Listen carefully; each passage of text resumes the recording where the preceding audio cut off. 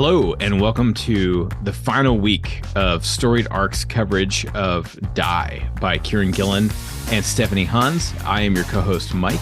And I'm your co-host, Alex. And as we get into Volume 4, Bleed, I think, as is our form, we will assume you have read now the entire series, because this is the final volume in this series. And we, finish on the 20-sided Die, issue 20. Here we are at the end. Let's just rip the Band-Aid off and say, what do you think of the ending, Alex?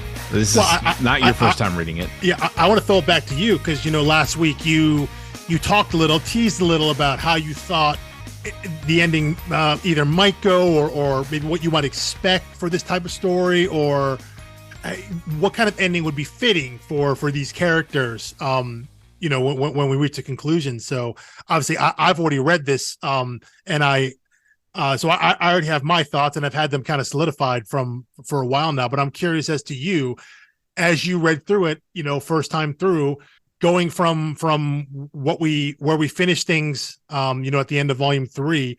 How did you receive the end? Volume 1, I gave 4 out of 5 stars to. Volume 2, I gave 3 out of 5 stars to. Volume 3, I gave like 3.5 out of 5 stars to. And this was like a 4.5 out of 5 stars. Because yeah, I think I'd agree. I think it did the thing in comics where it's like, okay, you built a suspension, you built a world, and you were really creative, but did you stick the landing? And I feel like not only did he stick the landing for the characters, like I think it's the best possible outcome for each character.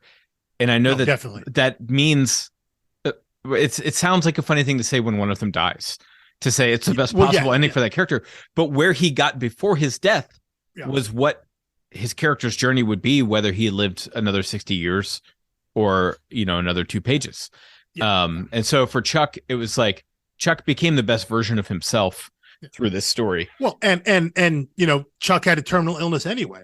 So for him, he was going to die, but his death wasn't just empty like it might have been. Exactly. Yeah. So does he return back home and simply die of this, or does he make a choice and have his death, quote unquote, mean something, mean something specifically for his friends, that is him actually making a sacrifice. And I think obviously in Chuck's mind, it's a no brainer, right? He's like, of course I'm going to do this, because what am I going to do back home? I want to go back home to this life that is pretty empty and hollow because I made it empty and hollow, or I can, because I think he even admits, before his death, he's as a terrible person. Yeah. And specifically a terrible friend, he apologized for how he treated them, how he treats them. And of course that ties into his power and ability in Die, as we mentioned, way back in the first issue, the idea of, him being the fool, that his power only works when he doesn't think, when he simply acts and does the first thing he thinks of. But the moment he stops and is reflective and contemplative on his own life and seeing the effect he has on the people, he loses that power of luck. And of course that leads to Soul killing him, which is what needed to happen for Soul to come back to life. It was that sacrifice was needed. So Chuck has this realization, and he's probably, I didn't read it, and I'm curious what you think. I didn't read that as like he just had that realization now. It was just that this was the moment he understood when he needed to let it out. Yes. And I think, and it's kind of that for every character. So yes. I think this ending is a 3-layer cake. Layer 1, the foundation of it is these characters. We followed these paragons. You absolutely have to do something with that. Mm-hmm. If you reach an interesting ending without resolving your character arcs, you have failed. So that's the foundation. Without that, you don't have any of the other endings. The second ending is he makes a satisfying conclusion from a fantasy and sci-fi storytelling perspective. Are you talking about like the world building of the world building and the time travel stuff and all that stuff, the various Schrodinger's box, like quantum mechanics of it. He opens all of this stuff, and if you just sweep that away because like the characters are happy, or you sweep it away in order for the characters to be happy, that's like a cardinal sin for me in fantasy and sci-fi storytelling. Because it means Whereas, it didn't matter when he presented right, it it didn't first matter. time. Like it was just a mechanic to screw with you. Whereas like this one, literally the mechanics of the game take on an incarnate persona, and they're communicating with the game. Yeah. So I really loved that, and the fact that they, then tie it into, well, that's the third layer of the cake. The third layer of the cake is the direct interaction with the reader, which I think is twofold. One, tying it back into the COVID-19 pandemic, which was when they kind of a brilliant stroke. Yeah. And it could have been so poorly done. It could have been.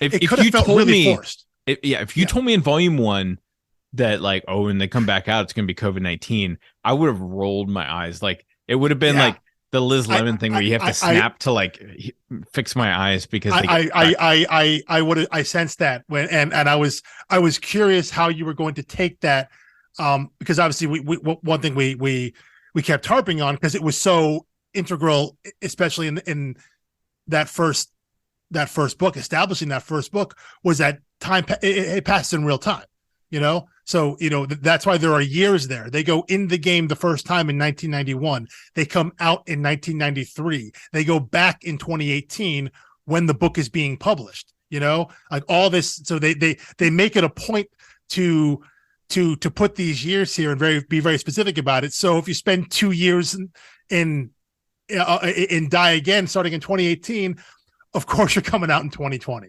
And so, yeah, I was curious how you were going to take that when we got there. And it sounds like you felt like it worked. Oh, yeah, it definitely worked. Yeah. So, and that's the first level connection. So the second level connection is that the kind of the meta commentary, very unwritten, like in that they're clearly, without breaking the fourth wall, turning to the reader and saying, this is what you're supposed to get out of not just like tabletop games and role playing, but also comics and storytelling and fantasy and fiction, is you are supposed to like leave the confines of like yourself and your reality and the world that you live in. You're supposed to enter into this. And if it's done really well, not only are you supposed to enter into that, you're supposed to exit it and have some change manifest in reality, in your actual physical life. And I think that really drives home without being heavy-handed, which is really tough.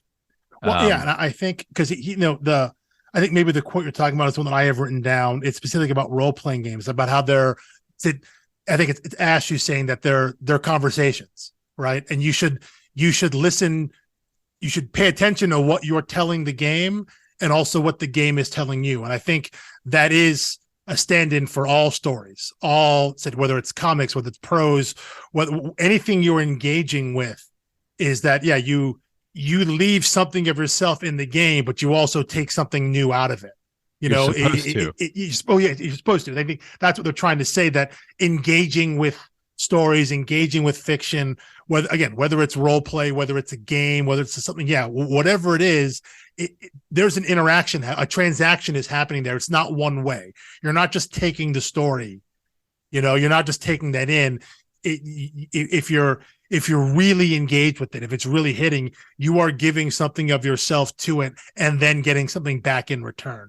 I think that's the lesson specifically that they're talking about with role-playing games, which is obviously is literalized, by them going into the game itself, the world of Die. But I agree. I think that's the kind of message they're talking about when it comes to all storytelling, because I view it in that way as well, that it's not just fantasy, it's not just role play, it's not just game, it's anything you interact with that transports you, whatever that is. Yes. Whatever which is why I went ahead and applied it to comics, because exactly, he's doing this in a comic book. Yes. So it's like clearly he knows the impact comic books can have. Yes. So he's not restricting it in that way.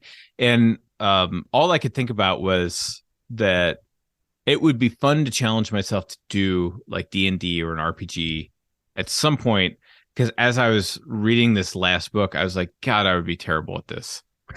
I would want my avatar, my person, my character to be as close to real world actual meals as possible. Like I would not want to live out a fantasy.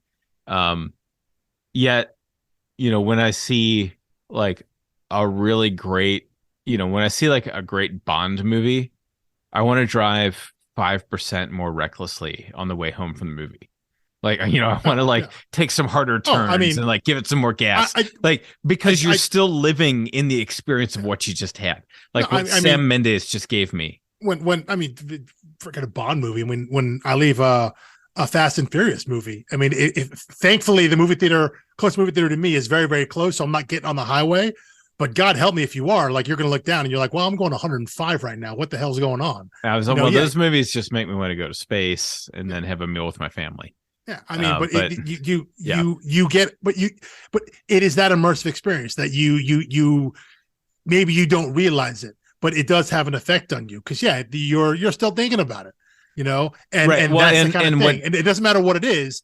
That and this is something you many you of us give something of lose yourself. Yeah, as kid. Like, if go see any superhero movie, and if there are kids walking out of the theater, like, so I'm as we're recording this, I've already got my tickets to see Across the Spider Verse, and I as we're guarantee recording there. this, I watched it a few hours ago.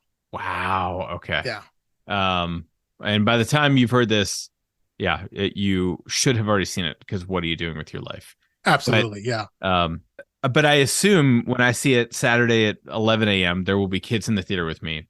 And I guarantee there will be kids flinging their wrists in a Spider-Man gesture on the way out because it's like the experience they just had permeates the brain in such a way. Just like, I saw Iron Man and there were like middle elementary school kids in there and they were all just like putting their hand up in like the stop sign. I doing didn't know the what they were repulsor. doing Yeah, at first, but they were doing the repulsor thing yeah, because they can't just leave the world as soon as the movie stops. yeah.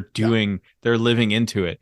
Mhm. Um and so I think that's something that almost everyone has as a kid. Very few of us retain it, and a lot of us don't allow it to penetrate in more meaningful ways than like this. Kids are doing like superficial gestures and things like that, Yeah. but really Because deep, it's seen as childish to play act and do that kind of thing because we know it's not real, blah blah blah. So we right. dismiss that. We But dismiss that what on the else do surface. we lose Yeah, when we yeah, throw the baby out with the yeah, bathwater? exactly. Because we dismiss it on the superficial level, we then ignore it on any deeper level of what these stories, of how they're affecting us and how invested we are in them, and maybe we don't want to admit that. Whether it's reading a comic or a book or watching a movie or a TV show or something like that, we don't want to admit that we are that invested in it, because it seems silly to put so much of yourself into um a fictional world, a fictional story, and maybe that makes more sense when it's a game and you're supposed to be playing it. But again, I think that works for all stories. I think that's what they're trying to say, that all these stories, everything we take in, said it's we're constantly in conversation with it. And again, I think that's the, one of these kind of through lines we've talked about is the kind of the power and the nature of storytelling. And I think what Gillen and Hans have kind of isolated here is what the actual real world power is of storytelling, not the way it manifests in something like the unwritten, where there's like a literal Yeah, power and otherworldly power. The actual power of storytelling is how we allow it to affect us, right. and what we take out of it. I mean, it also makes you like chew on who your favorite authors are and why. Mm-hmm. Yeah. Why are you drawn to these stories? Yeah. Like why is it that I'm just like I have instant catharsis every time I read The Underwater Welder? And to a lesser extent, everything Lemire does, but like Underwater Welder in particular is just a book. I could have just read it last week and I could pick it up and it will hit me again. It's just one of those books for me. And I was just reading Great Expectations by Dickens, and for something about Dickens, he loves writing a child protagonist. Like David Copperfield starts out as a child. Pip starts out as a child. Great Expectations. Oliver Twist, obviously, child. And the way he writes, like how a child thinks, reminds me of how my brain worked when I was that age. It's just like, and I'm like, it doesn't really even tell me anything about myself. It's just fun to live into that. In the same way that, I laugh at the Mirror of Erised chapter in Philosopher's Stone. When Harry asks Dumbledore what he sees in the mirror, and Dumbledore says, like socks or something like that. No, warm pair of socks. Yeah. Yeah. And like, it's like Harry then goes all the way back to his dorm, crawls in his bed, and is like, maybe Dumbledore wasn't being serious. Yeah, so it might have been personal. It's like, pretty personal question, right? It's like an 11 or 12-year-old. It's like, yeah. But it took like a good 15-minute walk before he realized, like, non-literal. Yeah.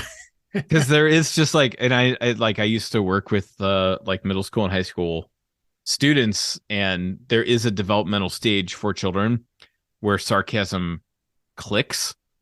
And like sarcasm before that age, like they can tell something's funny, but they don't really get sarcasm. And then once it clicks, they speak exclusively in sarcasm for like 2 years, and that's middle school. And then you learn to regulate it, and that's high school. Or you're never learn to regulate it. I was going to say you're supposed to learn. You're supposed to learn to regulate that. I was like, or you never regulate it, and you just get a Reddit account. Yeah. Well, I think you're mostly right about that. Although I have indisputable video evidence that I was kind of a sarcastic jerk as a kid at like 7 or 8 years old. Oh, like it's a bell curve. There's a point where the brain develops it, and on average it comes, 10, 11, 12. Yeah. But I know someone else who, like, her parents were like, oh yeah, no, she was like telling sarcastic jokes when she was 7. We were like, they were like, we thought maybe she had just met too many Canadians, or maybe we shouldn't have taken that trip to England for her dry, sarcastic humor. It's like every time you talk about child development, which I'm learning now as a parent, they will tell you what it is, and then they're like, oh well, that's like a statistic. That's the average. All these things, no one's actually that. Yeah, they'll tell you what it is, and then tell you, but that's probably not going to apply to you, right? Like, because I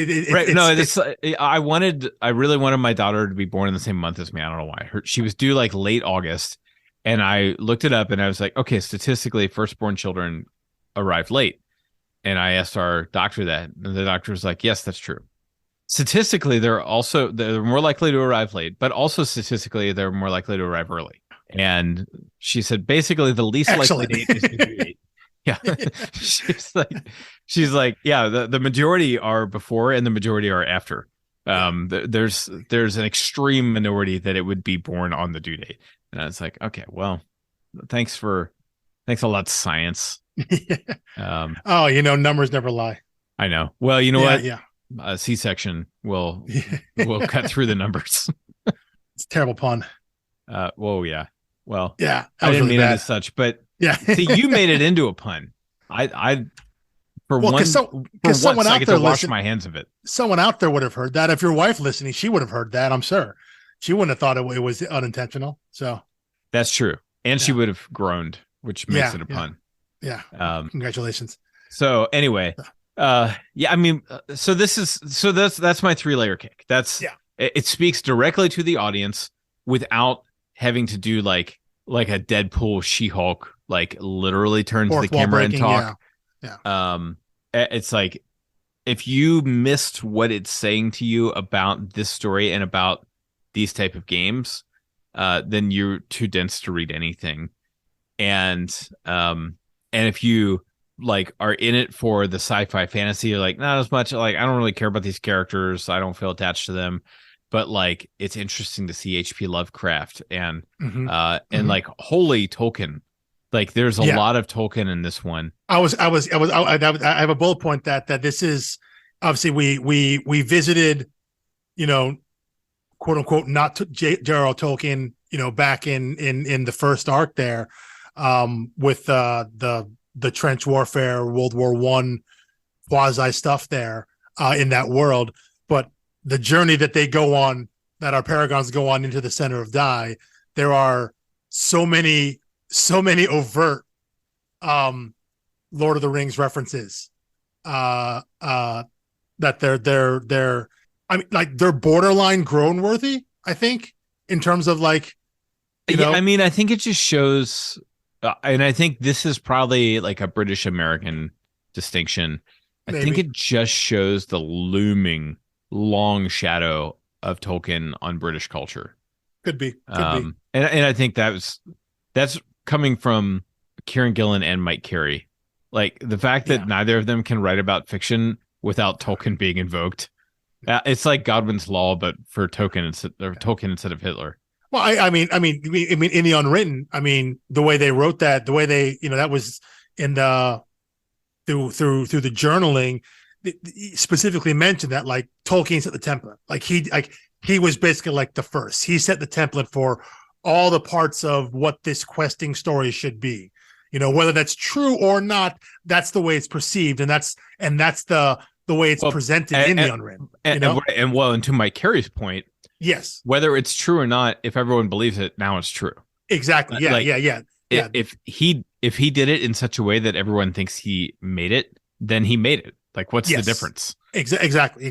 Yeah. So, but I do think you're right. It is an interesting parallel here now with Kieran Gillen writing and infusing so much of that, so many of those specific points of the quest that are just, I mean, like, they're beyond, like, reference. They're like explicitly doing things, like speak friend and enter. I mean, there are all sorts of like literal mirror images, through what issues 16 through 19, right? As they're making their way through down to the center of Die, because that's where the ultimate goal is, and so they can get down to well, I guess issue 19 is titled Boss Fight, because they get down and they meet Die, and they fight the giant demon version of Ash and all that. So yeah, they're on this quest, and that's really what those first 4 issues are of the arc. And there's so much Tolkien in there, and that gets us to the end. That gets us to 20, which is kind of obviously like the one big issue, because that's where everything comes out. That's the finale. That's them, landing the plane and getting everyone in safely. So, how do you feel? You touched on a little bit. You talked about the base layer of that cake.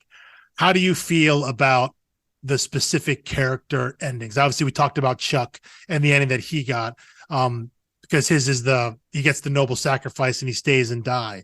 What about everyone else, including Soul? Because everyone gets back out and, like, really essentially gets a wildly happier ending than any of them had. Like, they come back to lives that are far better than the lives they left. Yeah, I mean, they didn't want to die. Yeah. DIE. But did you feel it was earned? Like, better for yes. Did you feel it was earned? Did you feel it was fitting? So I think the big one that is most earned, most fitting is Dom, Ash, because I think just that character got the most screen time. Well, yeah, of course, and having the, like, doppelganger version, that eventually merges into, like, no, I'm going to own my own fears. The 2 parts of herself, basically. Yeah. Right. Yeah. And I think that's clearly a happy ending in that Dom Ash. I don't know what pronoun to use now back in the real world, because still in a male body, but clearly now accepted their identity as a woman, as Ash. Well, I think there's something. I think there's something interesting there, because I think that's in 19. Maybe that she has. Ash talks about how, whenever they would play games as Dominic wouldn't always be a woman. So it wasn't about, in his mind, the idea that he is maybe fully trans or whatnot. But I think the line he said was, "I wasn't always a woman, but I was never myself." So this idea that it was less about feeling like he was like in the wrong body or anything like that. It was just that he was never comfortable with his own self, and he didn't know what the answer was. Was it being someone else? Was it being a different gender? Was it being a different sexuality? He had no idea. All he knew was that what I am right now, like, I'm not comfortable in, and he didn't have any answers. And I think he has. And when they're down in the game this final time, I think Ash comes to this this acceptance, I guess, of this kind of nebulous state that she might be in. And I think there's an acceptance of that. There's an acceptance when they come back and Dom goes back to his wife and sees that they have a kid now. I think he will be able to better express what he's feeling and what he's living with. Is, as we talked about, the time in which they were raised as kids, they didn't have that facility. They didn't have the words for it. They didn't have so I guess my it. read in 19 was like Ash is going to go back into the real world and just embrace whatever this is on the inside, kind of regardless of like the real Earth consequences. But we see Dom smiling and crying over the crib. Yeah. So it's clearly like instead of what I read, which would have been one ending, which is just to say like, well, you go from shunning one aspect of Dom's personality to just fully embracing Ash's personality. I think he's found a way to do both. Yes. He's like, does love Sophie, is happy to have this child, but is no longer ashamed of like who he is in the inside. Of what he's feeling and what he's thinking. Yeah. Oh, right. I think that was what that boss fight was it was him facing. Right. It wasn't one version of Ash beating the other version. No. Ultimately, it was. I think the way that Ash was saying was that this is what she left behind in Die, which was the fear of she couldn't take that with her back because she was scared. There was shame, there was fear. And so the idea of who Ash is in Die, Dominic couldn't take that with him. And so that was what's left down. That's what manifested and grew down in Die.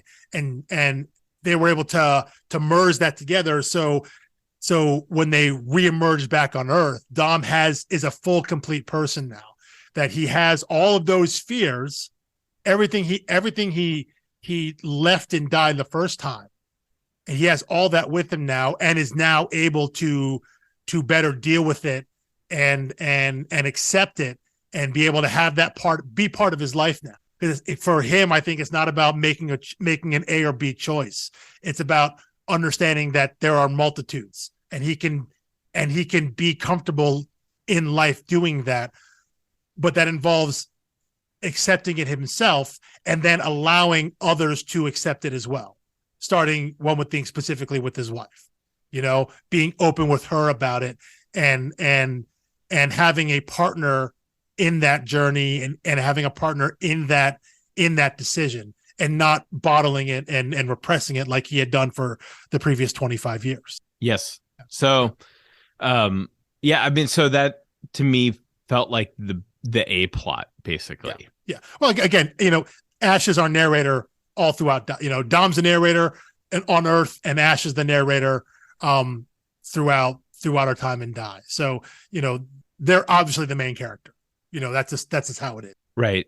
So then I guess you get to Soul's ending, and I find it like, it was kind of like nice, a little underwhelming, probably more of an ending for more of an ending for Soul's parents, his mother, his mother, his closure than for Soul. Yeah.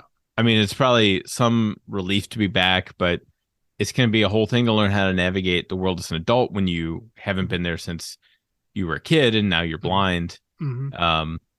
So it's like it's a happy ending, but it's not like deliriously happy. It acknowledges real change, real consequences. But he is. I think there was something. The note I have here is the idea that he gets to go home. He gets the reward of going home, but he is obviously the one that's that is the most changed, both physically and mentally and emotionally. He still suffered because there was a time there when he was still, I guess you can call him the bad guy, so he does not, unlike the other four that return, and kind of gain something from that. He is someone that there was a cost for him, right? I get the sense that was important in the storytelling, that yes, he gets to go home when maybe you could make an argument that he's a character that didn't deserve to go home, and I think Saul in some way feels that way, before they leave. When he has the realization that he was never really the game master, when he has the realization that he was just another player, another pawn in the game that Dai was controlling, and he thinks about all the things he did, he thinks about all the things he did thinking that he was in charge. I think there's a part of him that feels like he doesn't deserve to go home. He doesn't deserve that ending. And yet he still gets it. He gets it, but it comes at a cost. Obviously he is blind, but I think that's important, that he's the one character that returns back, but is, has there's a heavy price that he paid for. Yeah. And then I think you may remember that I liked Volume 3 so much because my favorite character is Matt. Yeah. And Matt's ending here, I mean, this is my single favorite page of the comic. I know that I can picture that even pulling it up. But yeah. Yeah. It's where he's got the payphone, which is like, is this 2020 or not? Yeah. Well, we can't comment on if there are payphones still out in England. Who knows? That's true. Maybe there are. I don't know why there would be, but I think some really beautiful line here, beautiful lines here, which is why he's the grief knight. Yes. But it says, if your mom dies early, you spend your life knowing that dad can too. There's a sword hanging over everyone that you've ever loved, and the extra kick in the teeth. You're not worrying for nothing.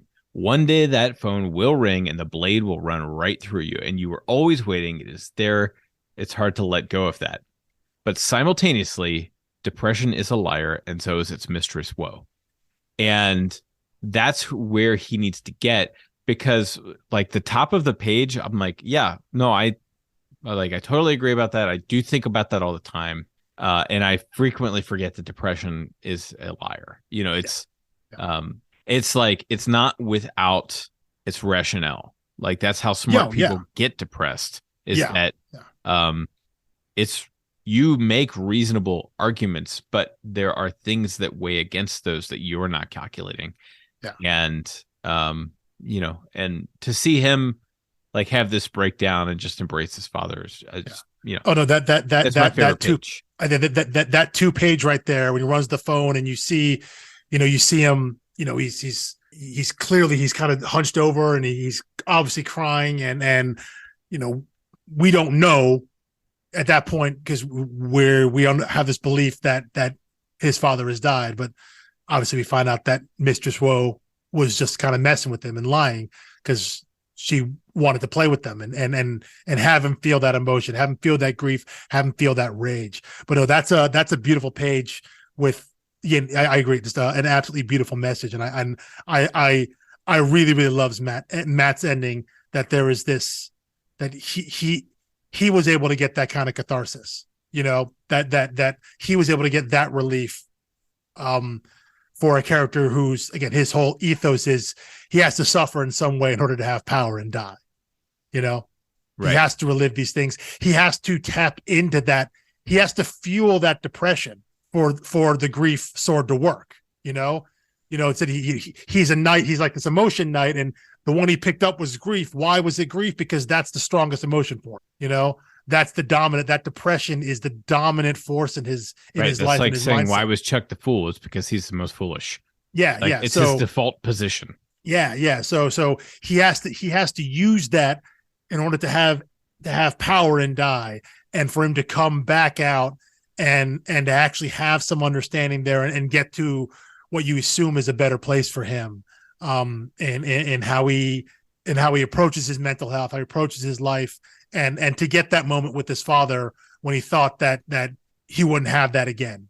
I agree. That's a beautiful page, and it's probably the best page, probably the best page in that final issue. Yeah. And then I think another like weak but fine ending is Angela's. Just because I feel like Matt's my favorite character. I didn't think he got enough pages of attention and story arc, and I think Angela probably even worse. Yeah, she didn't get much. She didn't get as much. Yeah. So But like, it's a nice ending, but there's not a lot of payoff. no, but I think the wordplay about she'll always be there when you fall, when she's talking to her daughter Molly. Obviously, the wordplay with fall and fallen and all of that, because you have to assume at this point, like she's been gone for 2 years, that her marriage wasn't doing great. It was already on the outs, and right. So, but I think, but she gets that moment back with her kids, back with Molly, who obviously was a character as a fallen in Die.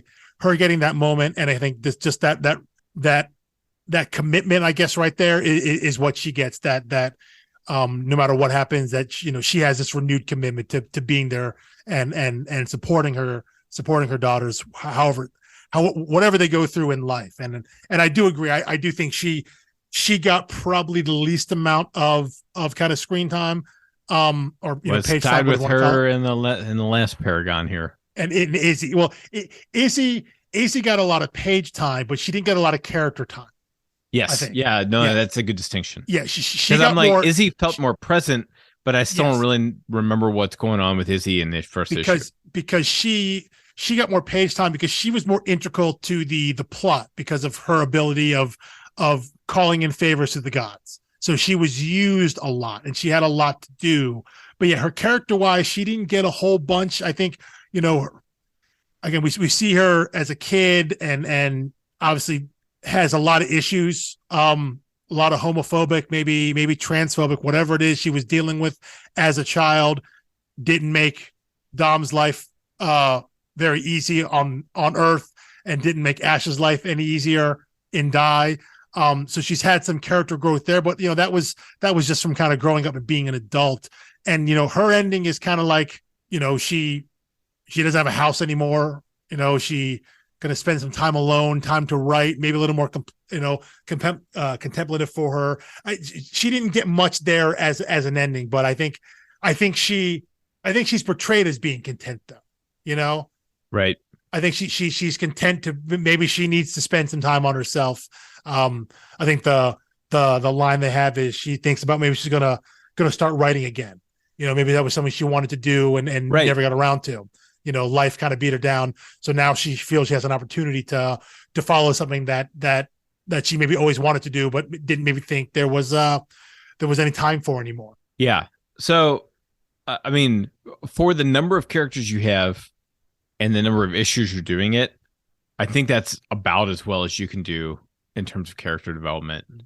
But overall, you're good with I'm good with it. I mean, are you? Well, I was going to ask, are you good with the general happiness of the ending? That everyone effectively ends up coming out of this pretty okay and much better. And do you think that fits with what the message of the comic is? Because to me, it feels a little bit like when this was delivered during the pandemic, people didn't need a downer ending. And so they may have ratcheted up the sunshine a notch or two higher than it would have been. That was a question I had for you. If you thought, because if you read some of the back matter, some of the letters that and columns that Kieran Gillen wrote in the end, and he talks about like, well, it's weird to write this stuff now as the world is ending. And then that was like in some of the previous issues, some of the previous arcs and all that, just in terms of when things were being published. And I was going to ask if you thought that there was any tweak to the character endings, because obviously the end could not have existed when they started because no one knew what the world was going to be. But about halfway through the run, COVID was a thing. They knew what was going on, and they knew how their story was going to end, presumably of these 5 characters coming back into the world in the year 2020. So they obviously at that point, so it wasn't like this something that they may have had to change in the last minute. They may have had a year or so, several issues ahead where they could start planning towards that. But do you think that had an effect? Do you think that played into giving these I mean, characters whether it's a slightly rosier intentional or ending. not. Yeah. So, I mean, here's the thing. Like, I I do like a happy ending, but I don't like an irresponsible happy ending where it Okay. just like so like I remember people being very critical of the end of Harry Potter, certain critics because they said like all the trauma these kids went through and the physical abuse that Harry went through and all this stuff, and for them to all just turn out nice, happy, and normal, 17 years later or whatever, was totally bogus. Like, where's the trauma? Where's the scars? And I'm like, you know, I like I think the point of the story was that they deserve like a happy ending. And did you ever see the movie Stranger Than Fiction with Will Ferrell? Hmm. Hmm. Um, I remember Dustin Hoffman's character was like an English lit professor who was very critical internally of the movie for giving such a happy ending.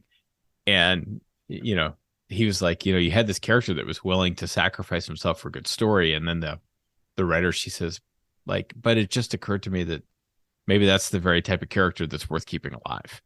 And I thought a little bit about that when I was reading this, because it was like, yeah, I don't think anyone could be stunned or shocked if all of these characters died and only one of them made it out, or Hmm. or if only the worst ones made it out. That Yeah. when we were in like volume 2, I was like, oh, God, it's gonna be like Chuck and Soul to get out. Yeah. Yeah. They're gonna be like, that would be the bleakest version in my mind, where Yes. it's like, Yeah. your morally The nihilists get out. reprehensible, Yeah. characters are the ones who have to carry the torch for everyone, and we have to watch, them like hopefully make the most of their lives because the good characters died for them. Instead, you still have the real consequences of Chuck dying. They still like, none of them are like in a place where their life is fine now, No. No. but they know where they need to, like, they know where true north is now, Yeah. and Yeah. they're Yeah. full Yeah. of courage. Yeah. And Well, so yeah. it's one of those things where it's like, the ending happens, like the real ending happens beyond the last page. Yes. And That's a good it's point. something about how you're reading it and the trajectory that you're reading into that last issue, whether you really would call this a happy ending or not. I call it a happy ending Yeah. because they have found true north, and they have the courage to follow true north. Yeah. And that was I agree entirely about that. And the reason I brought it up, because the way, I think there's kind of ways, a couple ways to look at an ending, and I think you used a word, and maybe I use it as well. The idea of, did these characters deserve a happy ending? And I think that's a loaded word in terms of what someone does and doesn't deserve. But I think the way I read it, and the way that this, because I think this ending works for me, is the idea that I asked of, this ending makes sense for the message of the whole series, which goes back to what we started with, the idea that, and it's a big page that, it's the big monologue that Ash gives to Dai when Dai keeps asking, what am I for? And Right. and no one has an answer, but when it's Ash who finally comes into and talks about, this is a place that we needed to be, and needed a place where Matt could find his power. You gave Soul a drive, you let Ash find a place to be comfortable with who she is. He lets Angela play at being a grown-up. Let Izzy take responsibility. Let Chuck decide he never wants to take responsibility. It gave him a place to act these out and find a safe space, I guess, where they could do this. And it goes back to the idea that these games, these fantasies, these stories are conversations. And so that they go into this world, they give something of themselves, and the game gives them something back. And they need to take that with them. And that's what they are. That's how you talk about that true north. That's what they find in the game. And that's what they're able to bring back with them when they re-enter the real world. They get back to Earth. And that that's they how, missed the first time. Yes. And Because, I mean, I think that's what children. makes it Yes. better. Well, yeah, but it's also like, just because they went through the same experience again and they didn't want to do it. Yeah. There are people who will experience the same things over and over again. And if they're dragging their feet and they're like, well, I don't want to do this, I didn't sign up for this, they will refuse to learn anything new from something, even though, which is how they started. Which right. is how they started. And if in life volume keeps 1. dealing you the same cards, it's like eventually your choice is like, I gotta learn from this, or I'm just gonna keep getting this hand again and again and again. Yeah. So no, so I think the ending, it does come off as happy, but I think the whole point is that they found something of themselves in the game. They got that. That's what the comic is trying to say, that you get something out of these stories. If you put yourself into them, you will get something in return. And what all these characters got was that acceptance, that peace of mind, that true north that you talked about. And that's why I think the ending is fitting. And it just so happens that means that it's a mostly happy ending, that because these characters were and you're cool with pretty that, broken. Right? I mean, I'm good with it. You don't sound critical of it. No, I'm good with it here because it fits. In my mind, it fits the ethos of what the comic is about. That third level of the cake that you talked about, that meta level of how we engage with stories. What's the meaning? What's the purpose? What's the power of stories? And again, I think what Gillen and Hans are saying is that, you have to, it's transactional, that it's not one-sided. You can't just take from this. You give something, you get something, and you learn from it. And all these characters had a chance to do that twice. And said the first time as kids, they weren't open to it, or they didn't know that was the point. They thought the game was there to be played and to be won, and then they come back, and they thought they had done that. And in the process, of doing that, they lost their friend. When they get dragged back in there as adults, as we said, their initial instinct is, I don't want to be back here again. I don't want to do this again, because they're not thinking about what the game actually is. And it takes them to the end of this journey a second time around with the mindset and the understanding of, and the wisdom of age, of understanding what this is actually for, what they were supposed to do here. It wasn't about winning a game. The game, yes, there's a point that, there's an ostensible end of winning and losing, but that's not what they were here for. What they were here for was to, it sounds cheesy, but to learn something about themselves, and the game gave them a space to do that. It gave them an opportunity to learn those lessons that they just had to be open enough to actually learn and take from. And they did. And so when they get back to Earth, when they get back to their lives, they get back to the real world, they are changed. They have those lessons. They understand what they were for. And you said the actual ending happens after the page, because we don't know how their lives actually turn out, but it seems that they are not the people. They are definitely not the people that left. When they gathered at Chuck's house, they are better off. Back to issue 1. How would you rate the birthday gift of Saul giving dye to Ash? Well, that's a tough one there, because it's like, I mean, he probably would have gone his whole life. Dom would have gone his whole life without ever confronting and dealing with, just would have been miserable and not really even been in touch or sure of why. That being said, lost years of his life. He did. Well, and he obviously still went through a large chunk of his life dealing with that anyway, but because it was the return trip that allowed him to get to that understanding. But it's like, so cost your friend a limb, or your sister a limb, cost your friend his life. Granted, he was going to die anyway. So it's like, it's when you look at from issue 1 to issue 20 and say, like, one of them comes out blind, one of them comes out with an arm, one of them dies. And we're talking about what a radiantly happy ending this is. Yeah. I mean, it's like, it's within the context of a very dark book. And I think there's no denying that this is a very dark book. It is. I'm just glad they didn't try to ratchet it up and be dark for the sake of dark. With the ending, which I think they very easily could have done. I think they could have, especially having them emerge in a COVID world. You come back out from this fantasy world where things are all pretty broken and terrible, and you come back into your world, and now your world is all broken and terrible. It absolutely could have been much bleaker. But I am glad they didn't, again, because I think the ends that they came to for their characters fit the message they were trying to give. And it is tonally right for the book, I think, to have a bit of lightness at the end. Again, even though, it seems in contrast to the overall darkness of the book, I do think it fit tonally, that these characters, they grew up, they have a different perspective now than when they went back in. Again, not counting the time they go in as 16-year-olds, when they go back in as adults, they have different perspectives, that for the 25 years between returning the first time and going back, like they basically didn't grow as people. There's a level of arrested development for all of them because of how traumatized they were, that they grew up but never really got past what happened to them. And again, I think we talked about that early on, that maybe they didn't even realize how much effect all that trauma had on their lives as they grew up.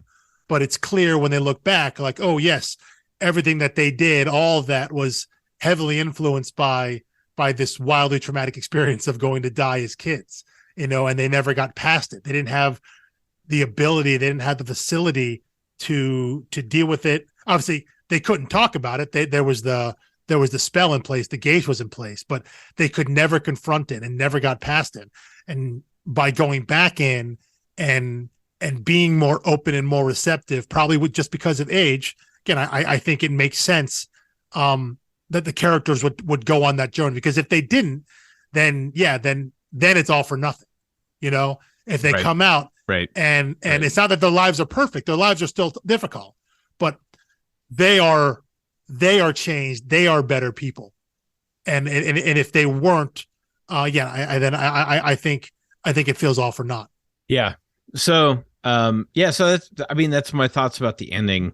And apart from the ending, I really only have two other thoughts on this volume. Sure. One is just, I feel like we've gone too long without just being in awe of Stephanie Hans. I got a note on that. I think 19 maybe the best issue. That's what I keep looking at, and I think it's interesting. There are things there that I don't think she was doing as much of in the early issues. So a lot of times, her characters are so complex and her color scheme is so particular that she won't really flesh out much of a background. It'll just be a blur of colors and things like that, which I absolutely love aesthetically. Mm-hmm. But there are some, especially in this volume and especially in 19, there are some times where they're, walking through a castle or something like that, and it's really intricate detail behind them. Really big backdrops that just make the world feel more lived in, and makes it, it feels a little less ethereal of a place when there are these backdrops. And she still uses them sparingly, but she deploys just enough of them that you never forget how big and how real the experience is. Yeah, no, I really like that you mentioned that. I like throughout, obviously we talked about the obvious Tolkien comps here, and there's so much of specifically the Mines of Moria, Bridge of Khazad-dûm, and all that. And what I really love is that every so often through these panels, you're right, you get one of these wide, like, establishing shots, where, whether it's it could be a quarter panel, a third page, or whatever it is, but there's always some shot there that reminds you, like, here are our paragons, they're very small, and there is this giant structure. Yes. They're walking across a bridge. There's a huge archway or something like that, just to remind you, kind of gives you a sense of scale. And then you come back in and it's character focused, and you're right, a lot of times the background is just blurred, it's colored, because it's not really important, because you've established the big wide shot. But those wide shots, and they don't have to be double page spreads, and they did some of that earlier, like when the big dragon attack, there are times when she's flexed like that. But I think throughout this arc, you get some of these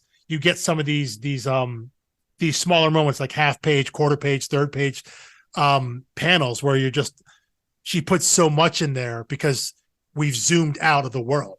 I'm looking at one right here. This is in 19, after Ash has gone over the edge with Demon Ash, the Balrog, and they drop down the lake, and it's just like a half page of Matt down by the pool, and you see like the columns there, and it's all, but it's just you get a sense of, this is you, or the page that says hours later, in the top left. Yeah, and yeah. like you see the staircases and you see how large this is, Mm-hmm. and um and then even on that page it goes, full panel at the top, a smaller panel below that, and then two Two close-ups. Yeah. two close-ups where there is just no background at all, and then it zooms back out and you see the background again, and it's like, now see, that is just a really clever way to do that, where you don't have to do every single panel with excessive detail. You just have to do it often enough to orient the reader. And Yeah. this is why it's so crazy to me that comics are so frequently a writer's medium. And all I mean by that is that, like, we refer to books by the writer. Yeah. Whereas Yeah. I think the average man on the street, person on the street, when it goes to movies, they will not know. Like, I have favorite writers. I don't think a lot of people have favorite movie writers. They have favorite movie directors. Mm-hmm. And the director is not creating the story. The director is doing exactly what Stephanie Hans is doing here. It's saying, okay, I've got the story, I've got the characters, I've got the dialogue. How do I depict this? And that's the storytelling. And so it's also like a lot of that also is cinematographer, But that's what the artist is in comics. Yeah. They're the cinematographer. They're the director of photography. Yeah, they're all of it there. And yeah, they're the editor too, because that page we just talked about in 19, wide establishing shot, little closer, two close-ups, that's cutting back and forth. And then you cut back to a medium wide shot and you see everyone in the party there. So you establish where they are, you establish who's talking in the scene, and then you establish everyone else in the party where they are, and then you move into the next scene, which is Matt going down the stairs. So yeah, there is something incredibly cinematic in terms of how this is laid out. And he said it is really wonderful to see on page, especially when you have someone as talented who can do the things that Stephanie Hans can do. Anytime you get one of these big wide shots, anytime you get a full, like an actual full splash page, there's so much there. She deploys rarely. Yes. She likes this essentially like 6-panel horizontal thing. There's a lot. Yeah, there's a lot of that there. Mm-hmm. Even when it's not that, it's still kind of that. It still feels like that. It's horizontal. Mm-hmm. And not a lot of left, right, left, right, left, right, left, right. It's all like full width, but broken into 4 or 6. It is. It's mostly vertical. I think. Yeah, we say that you're not going across the page as much. You are mainly going down the page. You're dropping down the page. Yeah. Which I think is very natural to read. Now, I had said I had 2 thoughts left on the book. One was, to call attention to her art. The second thing is, this isn't fair to put on the letter because this is really a Kieran Gillen thing. They're so text heavy in some of these issues. Yeah. And it's so expositional. I wonder if there wasn't a way to just tighten it up a little bit. And then some of it, when it's long conversations, I think would move and feel a lot faster with like a 9-panel grid, where it's like one character's face, another character's face, another character's face, just bam, bam, bam, bam, bam, bam, bam, bam, bam, and you just kind of tear it off rather than these large pages of text. Mm-hmm.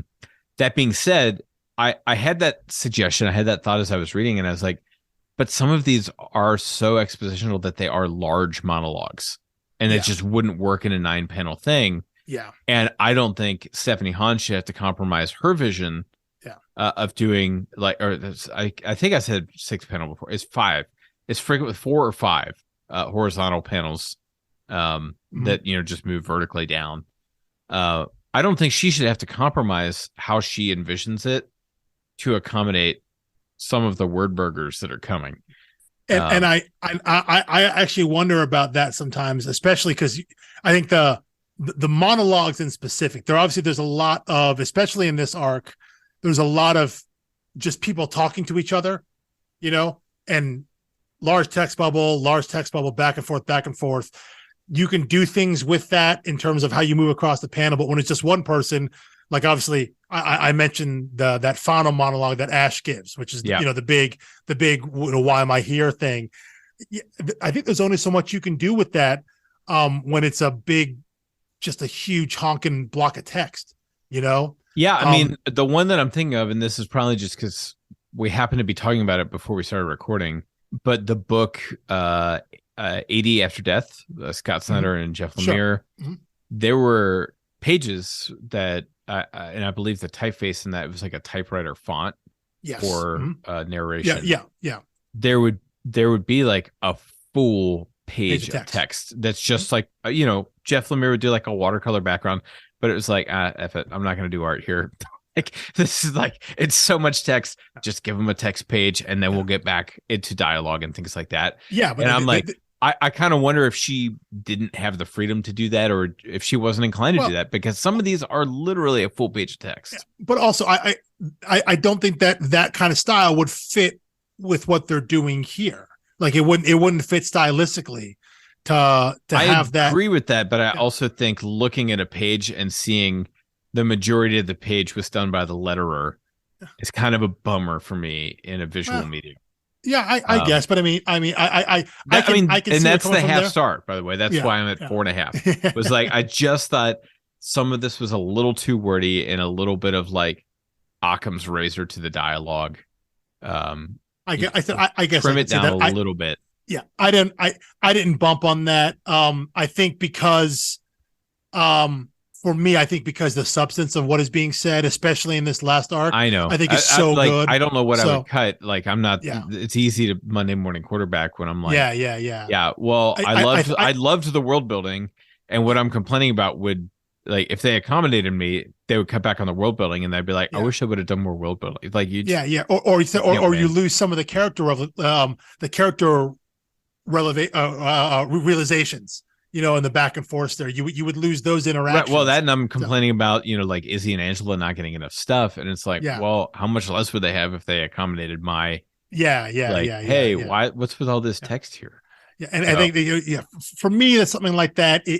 I only bump on it is if I feel it's excessive, and like this is a case where I can acknowledge that yes, there are some pages where it's just a lot of text, where someone is just speaking. Whether it's a monologue or not, there's a lot of things being said out loud that takes up a lot of space, and that if the substance isn't good, that's when I bump on it. So it's all about what is actually being delivered there for me to take notice of it. But yeah, I can see that. I don't know if that's a fair criticism. I mean, I guess that's personal preference, right? That's just it's personal preference, and I think I've probably mentioned this ad nauseum on the podcast. I like a consistent reading format from page to page.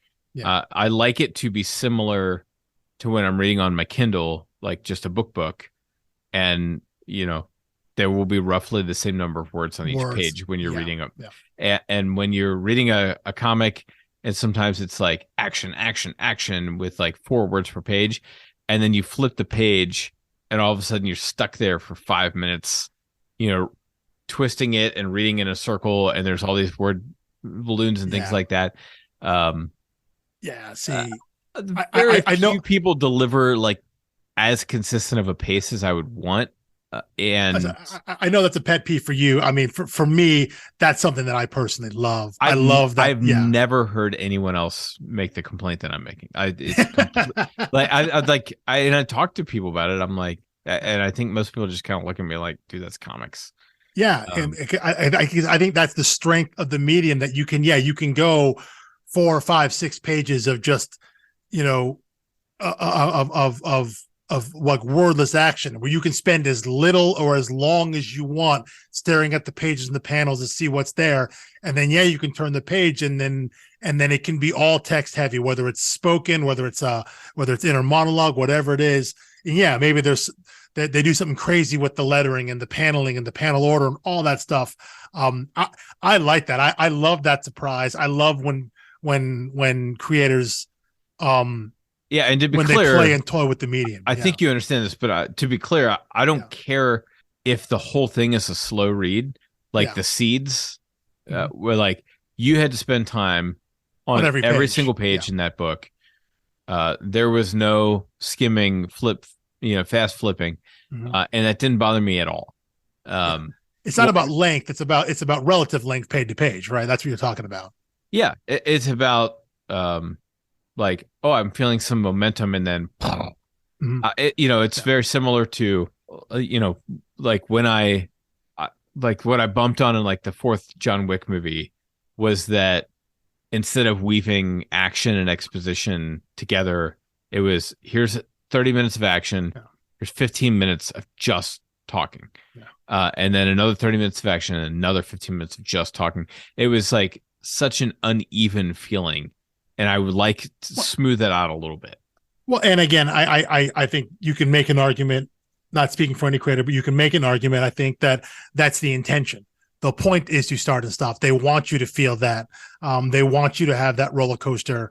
They want you to go up and down. They want you to stop here. And I think comics can be like that as well. That when you're feeling like you're in a bit of a flow, going through some pages, and then you stop. I think I like to think that's intentional. That the creators they want you to pay attention now. They that when they give you 5 pages in a row and it's a big battle scene and there's like 7 words and they're all sound effects, they want you to skim through that and get a sense and and they want you to feel that as you flip through and see and take in the art. But then when you hit the next page and it's all dialogue, I think they want you to stop and really absorb that. And they want you to pay attention to it. That's the way that I feel and look at it. And obviously I'm not saying that's the case for everybody, every creator. Maybe some creators don't understand pacing and they just do whatever they think makes sense to them, whether the vibes are right or not. But I like to think that creators are in control and are aware of that. They're aware of the reading experience, because they have to be aware as the page turns. They have to write and script things to know what's going to happen when you turn a page, what's your eye going to see. So they're aware of how people interact with the medium. So I think they're aware of what those pacing issues are. And put them there intentionally. So yeah, I understand, and I recognize your nitpick and your pet peeve and my deficiency.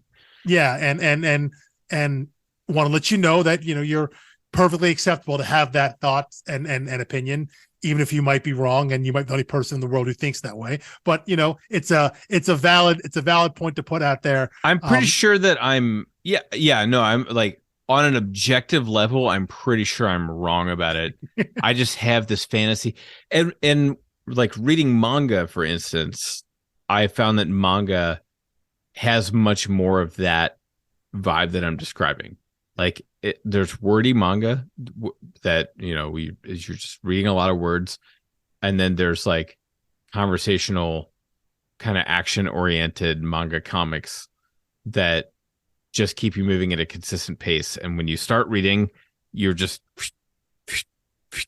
flipping at a very steady rate and you feel like you're binging. Whereas, yeah. I guess, I guess my fear with something like that would be, and maybe this actually, it's over too quickly. Well, no, I'm not saying that it's a pejorative to something like manga, but at that point to me, it feels way too rigid. That like, the creator is sitting down and saying, okay, I have to have this many words, this much action on each page because every page has to be the same.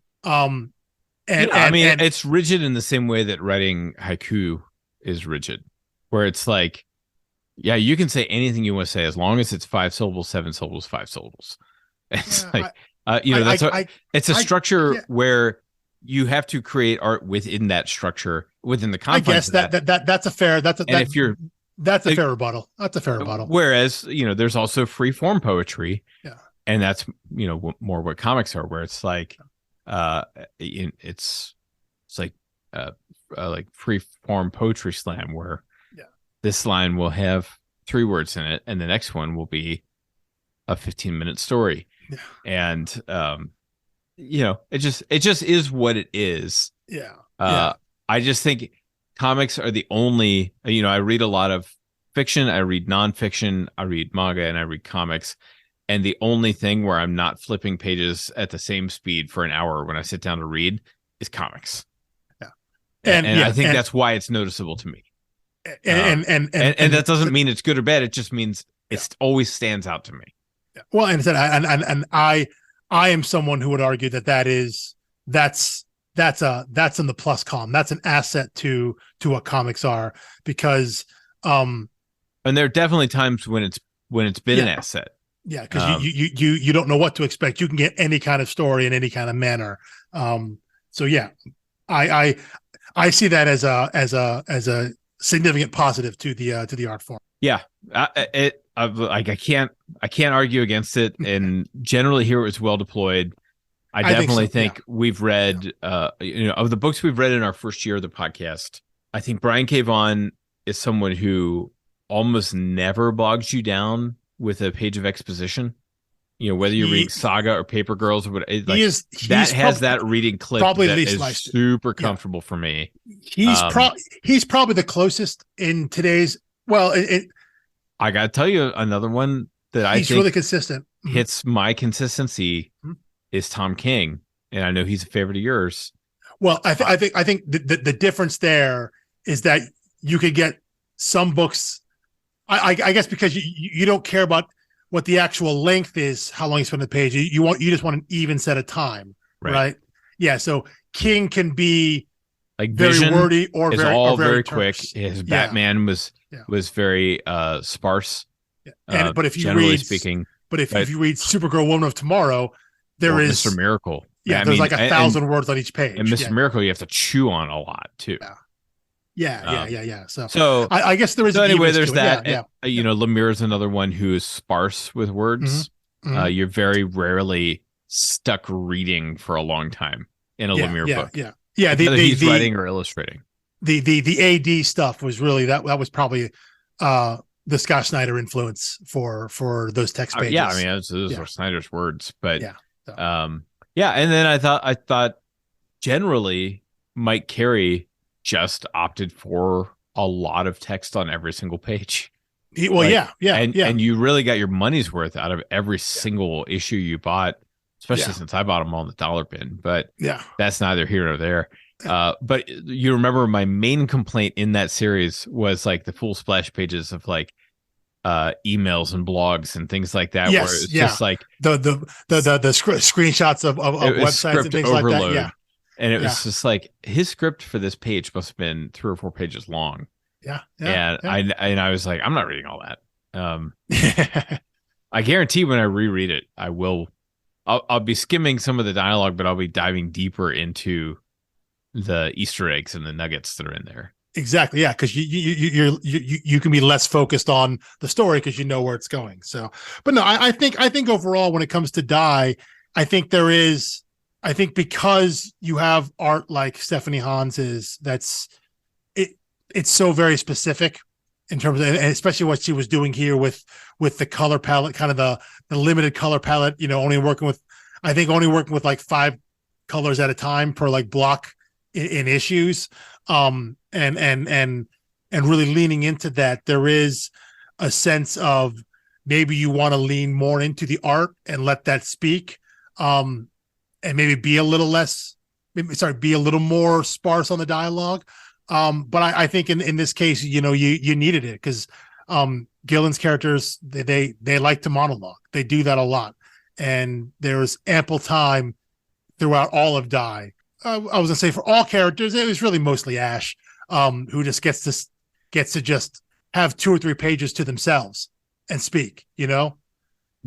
It was mostly Ash, but I think Chuck got a decent. I think all the characters got decent monologues, but it was mostly Ash. But that's the way he writes characters, and I think it was in a way it's fitting for the characters we have in this book for our paragons.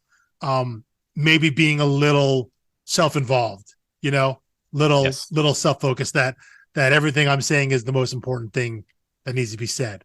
And so I think it is also it's character fitting for all of them to have some of these kind of grandiose notions that what I'm about to say is really, really important, So I think it fits on multiple levels. Yeah. But again, this is my only nitpick about a whole 170 page volume of comic. Sure. And it's one that I admit like my own weirdness and arbitrary standards. It might just be you, right? Yeah. It's like, and I would never say to someone like, oh yeah, you want to stay away from that book because of it's like, no, it's insane. It's a great book. I would never tell someone to deny themselves something as good as this book.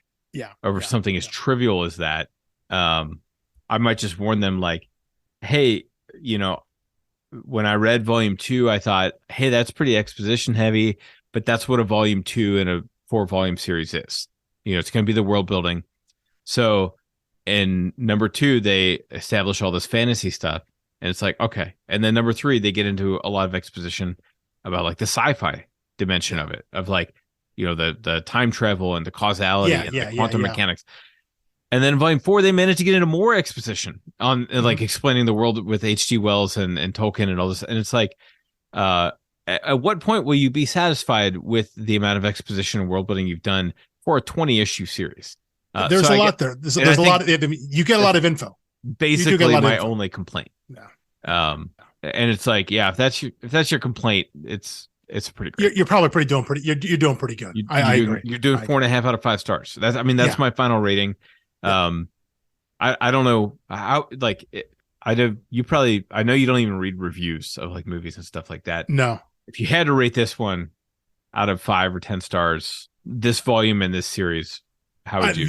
This volume is definitely my favorite of the volume. I think because we talk about endings so much here and how hard it is to end something, especially anything that's serialized. When you're talking about some of the miniseries and the one shots that we've done, a lot of those are 6, even like 8 issues. You don't really judge it on an end. I don't really judge it on an ending because it's like you've written the whole thing with the whole story in mind. Anything that's ongoing, any sort of serialized storytelling is always difficult to end. And I think this is an exceptional one. It's not. We started this whole thing with Paper Girls, which I think is one of the most perfect endings in terms of that did everything absolutely right. In terms of wrapping up and coming to a close, that it's so satisfying and so fitting. I think Die is really, really good. And so that's why I think this 4th volume is my favorite. Out of 5 stars, I'd probably give it 4.5 as well for this volume. And I'd probably give it 4 and change overall for the series. Because I really love this series. And I think it's one that it is one that I go back to. I guess we should have rated it out of 20. Would have been the only appropriate system. That's true. So then it'd probably be like 18.5 for this volume, and then probably like 17.5 or 18 for the overall series.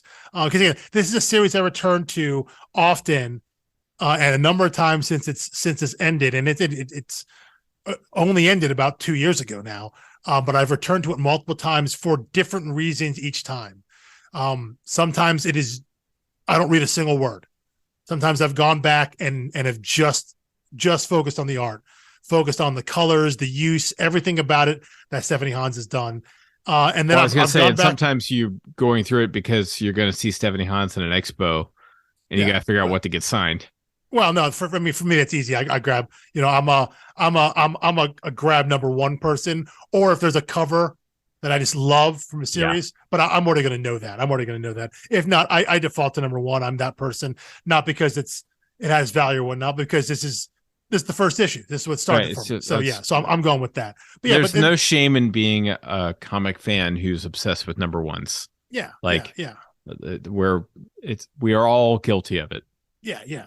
But again, I've returned to this, and before we talked about on the show, where I've gone back and made sure, I've reread every single word and want to take in and see if my perspective has changed and my understanding of the book has changed, and read everything that Gillen has written on the pages. So it is a book that I love because I can come back to it on multiple levels. I can approach a reread from so many different angles. I can focus on the characters. I can focus on the world building. I can ditch all that and just focus on the beautiful artwork. I can come to it from multiple angles and multiple viewpoints on a reread. And to me, that makes the book special when you can come to it from different angles and get something different out of it because you're focusing on something different every time you reread. And this is the kind of book like that for me.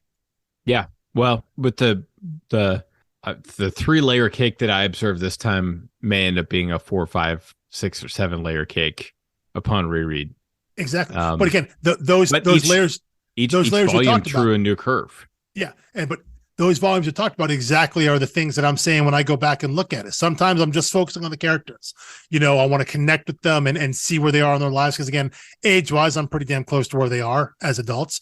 Sometimes you just want to focus on the world building, that second layer, focus on the making of Die, the meaning, the all the timey-wimey stuff that goes on there.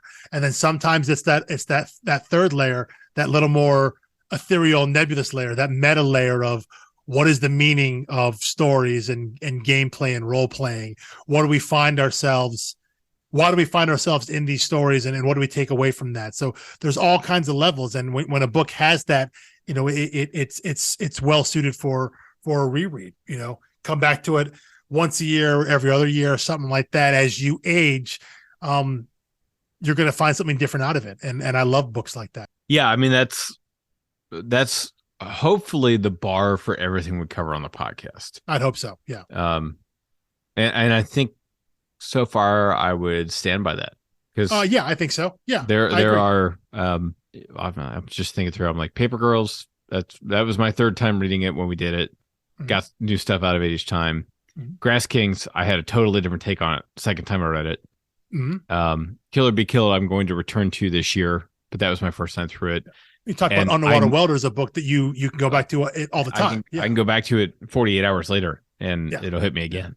Yeah. I think so. Yeah, and like a Flintstones reread is definitely definitely because it's social commentary and satire. Depending on what's happening in the world, there's something in that book that's going to hit. That it is both specific and broad on cutting on society, that you're going to find something new and connect with. So yeah, I think that's the goal, and that's the mark of a great story. And while not maybe explicitly timeless in terms of some of these books, they sometimes being rooted in a certain time is important. That helps with the reread. It helps with your understanding and your engagement with the book. And sometimes, it can be, like I think Die, it's very important when it's set.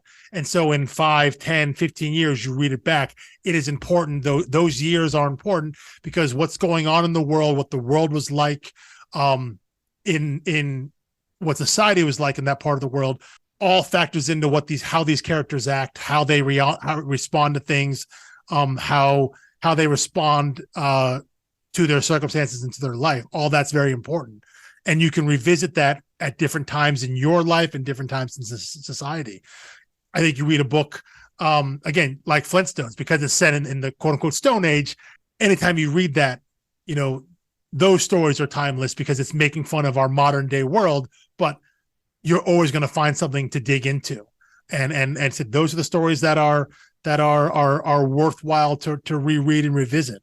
You can always get something new out of it. And said a book like Die is one that I recommend to people because I think it's a book that when they read it once without having to be told, it'll be a book that they will come back to on their own, because there's going to be something there that's going to draw them back.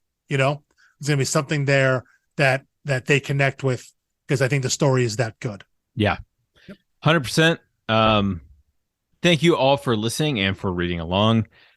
We hope you enjoyed this selection. We'll recommend it to a friend. And hey, when you recommend the book, recommend the podcast. It just works out real nicely like that. Obviously, you should have your own discussions with people as they read things, but feel free to have us tee it up for them. And keep the conversation going as long as possible. Return to these books frequently, and stay tuned for what we will cover next, which I don't think we're in the habit of announcing what's coming next, because I don't even assume that people listen to us in order. Yeah, it's always difficult, and plans are fluid at times. So we're think we're doing now. Yeah, we don't quite know, but full disclosure for the audience: between volumes 3 and 4, I spent 5 days in a hospital and I had 2 surgeries. So it may seem like a mere week to you, but it was weeks and weeks between. It's been a while for us here, recording. But that's why you want to follow us on the socials. Yes. Facebook, sure, why not? But Twitter, Instagram, follow us there. You'll see what's coming up next. We'll make sure we we'll announce what we're doing to give people enough lead time to go out and find it if they want to be reading along.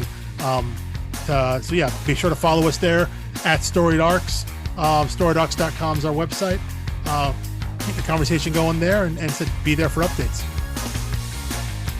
And with that in mind, we will see you next Thursday for our creator spotlight and series intro to whatever comes next. You can find the full catalog of our episodes on Spotify, Apple, iTunes, Pocket Cast, Podcatcher, whatever. Wherever you get your podcast. They're all there. RSS feed if you want to operate like a caveman. Anyway, check us out. Give us a 5-star rating. Share us with a friend, and we will see you next time.